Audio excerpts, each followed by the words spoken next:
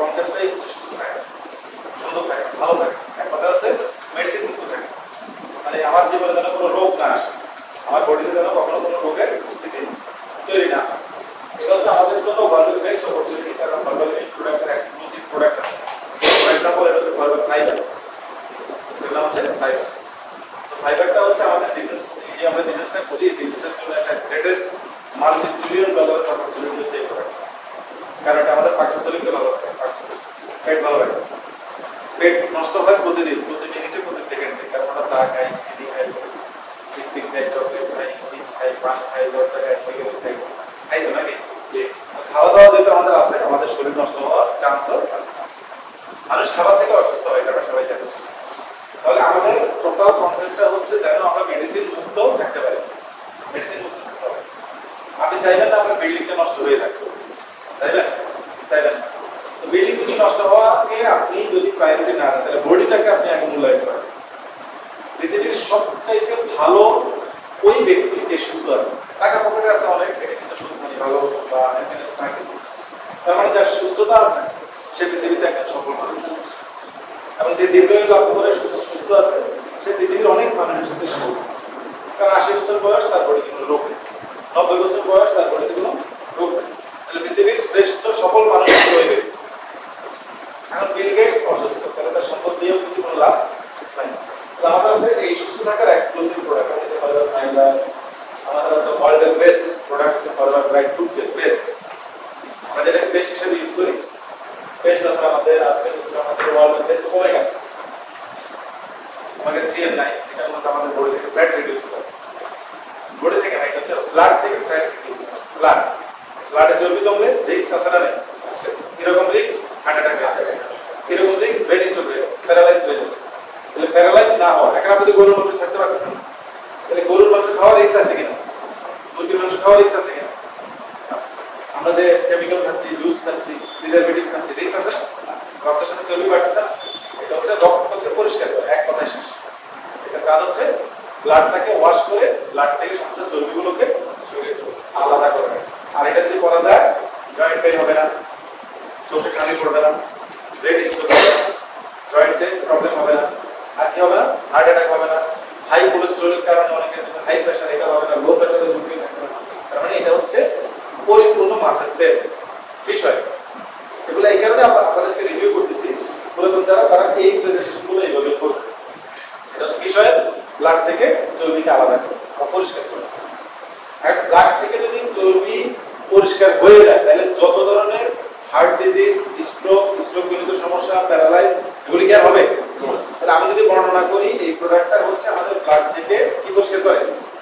চর্বি পরিষ্কার করে। তাহলে এটার সাথে রিলেটেড যত ধরনের বডিতে ফাংশনাল প্রবলেম তৈরি হয়, এটা আর হবে না। তাহলে এটাকে আমরা বলার দরকার নাই এটা খেলে হার্ট ভালো থাকে, এটা খেলে চোখে ছানি পড়া ভালো হয়, এটা আমরা বলার দরকার নাই। এটা হচ্ছে মূলত প্রিভেনশন মেথড। মেথডটা কি? প্রিভেনশন, মানে আমি অগ্রিম নিজেকে ভালো রাখবো। তাহলে বলতে হবে এটা হচ্ছে আমাদের বডি থেকে ব্লাড পরিষ্কার করে, চর্বি পরিষ্কার করে, কোথা থেকে? রক্ত থেকে। আর এটার কাজ হচ্ছে আমাদের পাকস্থলী ভালো রাখা। এটা হচ্ছে ফাইবার। এটার নাম কি? ফাইবার মানে হচ্ছে আঁশযুক্ত খাবার। আঁশযুক্ত খাবার, এটা আমাদের পাকস্থলীকে জমে থাকা যত তেল, চর্বি যা জমে জমে আমার পাকস্থলী নষ্ট হয়ে যাচ্ছে, পায়খানা হচ্ছে না, অনেকের পাইলস হয়ে যাচ্ছে, এটা মূল কারণ কিন্তু পেট ভালো না। আর এই যে পাইলস হওয়ার পরে ডাক্তারের কাছে গিয়ে বছর পর বছর ওষুধ খাওয়া ভালো, নাকি এর আগে নিজেকে একটু সার্ভিসিং করে পেটটাকে ভালো রাখা? কারণ পাইলস হয়ে গেলে আপনি যত ডাক্তারের কাছে যান, অপারেশন করেন, কাটেন, ছেড়েন, যাই করেন, ফাইনালি দেখেন যে অবস্থা সে আর আগের জায়গায় ফিরতে পারে। এই বোর্ডটা যদি মাঝখানে ভেঙে যায়, আমি ফেভিকল দিয়ে জোড়া দিলাম, আগে মতো হবে? এটা জোরটা আমার কিন্তু রিস্ক থাকে, ওটাতে কিন্তু আমি একটু টেনশন করবো, কারণ এটা যদি ভেঙে গেছে।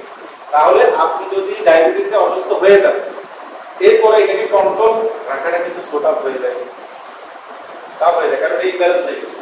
তাহলে আমাদের প্রোডাক্ট হচ্ছে আমরা যেন সুস্থ থাকতে পারি এবং মানুষ যেন সুস্থ থাকতে পারে, এই জন্য ওয়ার্ল্ডের বেস্ট অপরচুনিটি আমাদের হাতে। এটাই তো সত্য কথা নাকি? ওকে, এবার আমাদের যে প্রোডাক্টগুলি আছে, আমরা যদি ভ্যালুয়েশন শেষ করে যাওয়া ক্যালসিয়াম। ফরএভার যে ক্যালসিয়াম, এটা পৃথিবীর অদ্বিতীয় একটা ক্যালসিয়াম। পৃথিবীতে ফরএভার ক্যালসিয়ামের মতো ক্যালসিয়াম নাই। কেন নাই? কারণ আপনি দুধ খেয়ে ক্যালসিয়ামের চাহিদা পূরণ করতে পারবেন না। এখন আর দুধ খেয়ে ক্যালসিয়ামের চাহিদা পূরণ করা যায় না। খাবার থেকে এখন আর ক্যালসিয়ামের চাহিদা পূরণ করা যায় না।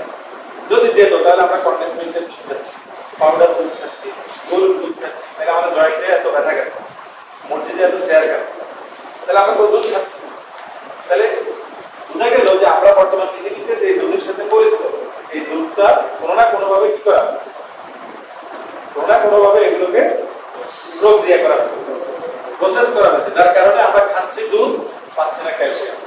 বডিতে ক্যালসিয়াম না থাকলে যত ধরনের সমস্যা তৈরি হয়, আপনার গুগলে সার্চ দিবেন ক্যালসিয়ামের অভাবে মানব দেহে কি সমস্যা হয়।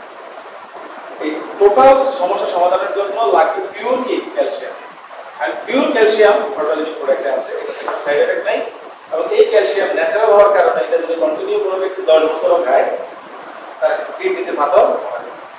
কিন্তু আপনি যখন বাইরে থেকে ক্যালবোডিক, সাইটোক্যালড্রিক বা এসিক্যালড্রিক বা অনেক আছে, কোরাল ক্যালড্রিক, অনেক ক্যালসিয়াম আছে, দেখবেন ডাক্তাররা 6 মাসের বেশি খেতেই দেয় না, এবং গ্যাপ দিয়ে দিবে, কারণ এটা অতিরিক্ত গেলে কিডনিতে কি হবে, পাথর হবে, কিডনি ধরে দেয় পাথর হবে। ফর্মালিন প্রোডাক্ট তৈরি করছে ওয়ার্ল্ডের বেস্ট, এবং এটাকে ক্যালসিয়ামের ডি মেলাট বলা হয়, এবং এটাতে ভিটামিন সি আছে।